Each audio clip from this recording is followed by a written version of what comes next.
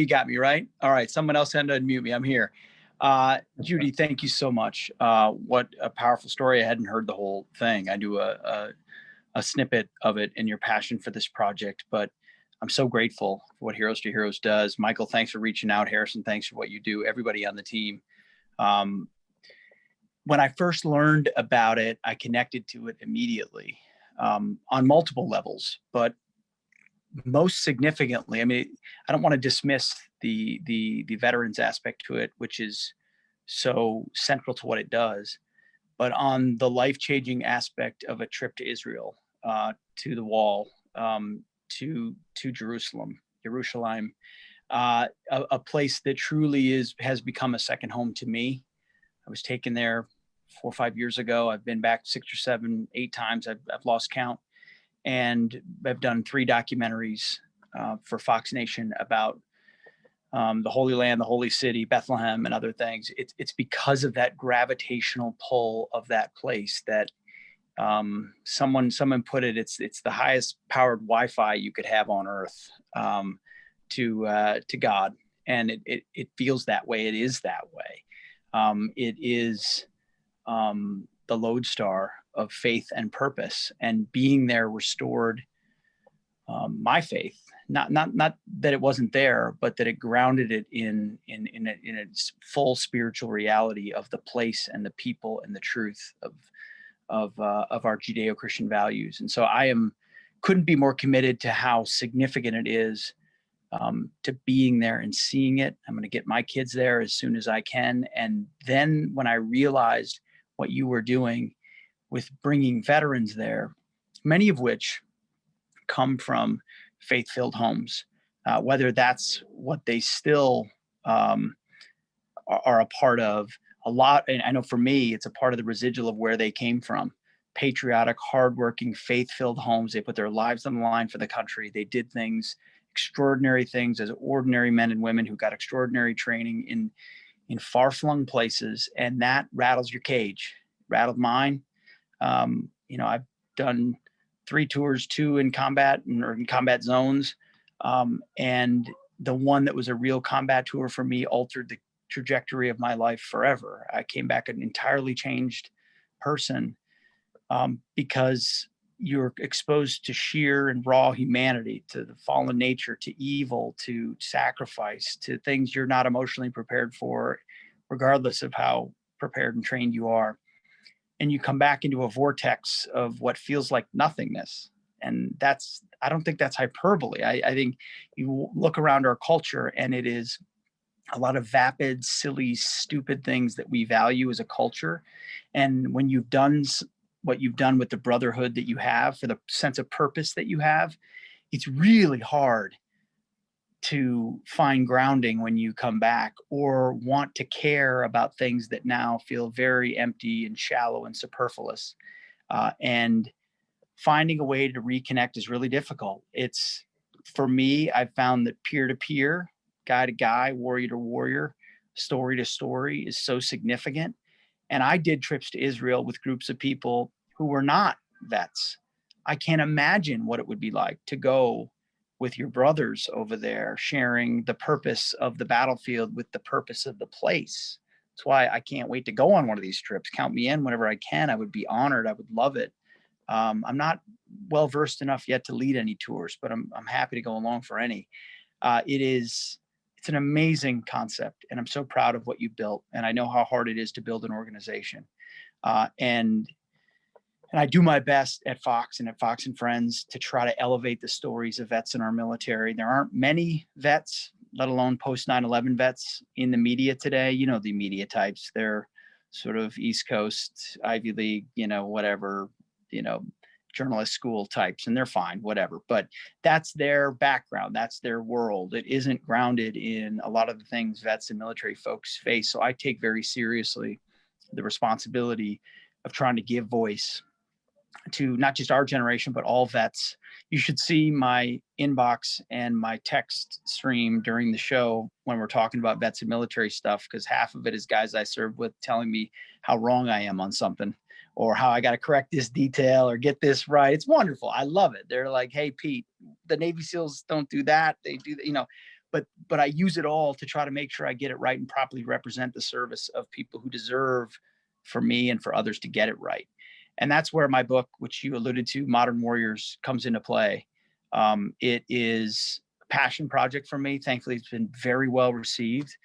I think this week it'll only be number 2 to Barack Obama's book. We'll see. But my last book came out like 6 months ago and lost to Michelle Obama. So I can't beat the Obamas. It is what it is right now. But anyway, it resonated, I think, so much for people because people are looking for raw, authentic, real stories of the guys that have been there, that have done the dirty work, that have done the heavy lifting. And the reason I started the Fox Nation series that the book is started on is because I host Fox and Friends. I love it. But often I'll find myself left unsatisfied when a 3.5-minute segment is done with a Medal of Honor recipient or an Army Ranger or a Green Beret or a Navy SEAL, and you're inspired by it, but all you've done is scratch the tippy top of the surface of what they've done. It's not even close. And so we started the series on Fox Nation called Modern Warriors.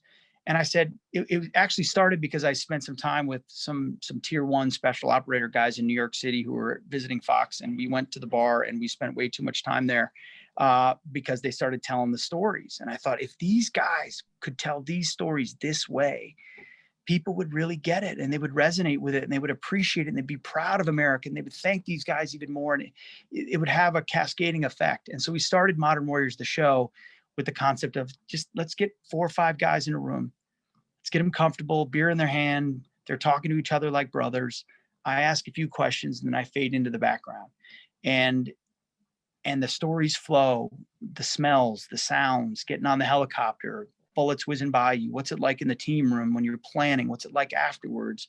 How do you deal with grief? How do you manage sacrifice? And what's the brotherhood like? And how do you transition home? I mean, it's amazing, to your point, Judy, how often the conversations quickly gravitate to one of the biggest challenges I ever had was coming home and finding my second chapter of purpose. Like, I just wasn't ready for that. I was ready to walk out on patrol. I was ready to risk my life.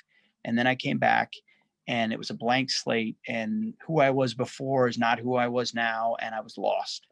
And they all in the book share their own sort of stumbling, oftentimes really difficult, oftentimes, alcohol fueled path to finding the next chapter of purpose. And so the book is raw, it's real, it's not politically correct, it's gallows humor, it's all the things from the guys who have been there, and they relate to each other. And I'd like to think it's one of the more real renditions of our modern warriors, and that's why we called it Real Stories from Real Heroes.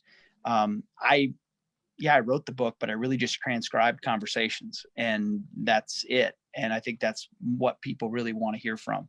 So I appreciate you. I hope people check out the book and give to the organization through it.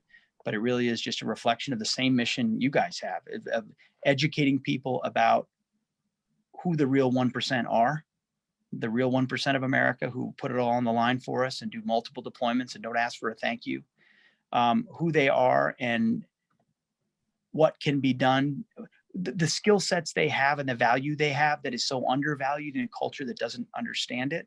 But it's really not even that. It is that. Yeah, employers can know more and other people need to be educated. It's true.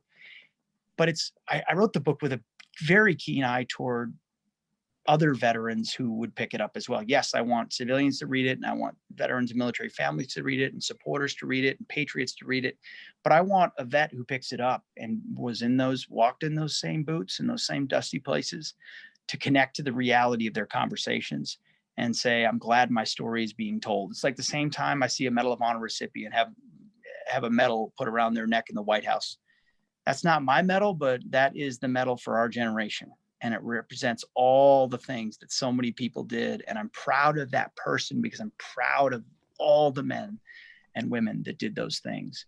So this book is very similar to what you do. You are attaching people to purpose, and not just sort of secular purpose, but the real purpose, the purpose. When I look at all the problems we have in our culture, they're all connected to the fact that we've removed God from our lives and our institutions and our culture and our education.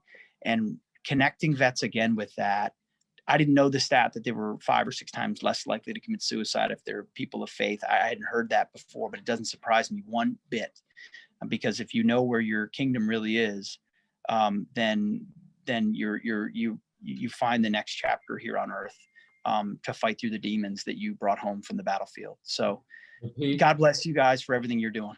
I hate to do this, and when I watch Fox and Friends, I see you guys having to do it when someone's going over a little bit. So My overtime, you're supposed to yell rap. You're supposed to yell rap. I can't believe I have to do it. I'm sorry. No, I'm glad. I was looking up at the clock. I knew I was tight on time, so I'm used to it. No, right, I'm a Fox and Friends guy. No one done is done. Your story is fantastic, and I want to thank you, your graciousness and generosity. And for the people who are on this call, they really can't tell that Pete is actually joining us from a hospital room, and it's phenomenal that your selflessness in joining us tonight is. Well, I appreciate it. My son is right here. He's doing great. He's recovering, but yes, I am in the hospital. But I wouldn't miss this for the world. So thank you. Well, thank you. And, hopefully you'll hang around as long as you can, but I certainly understand if you can. I'll put it on mute. I'll probably take the camera off, but I'm going to be listening. All good.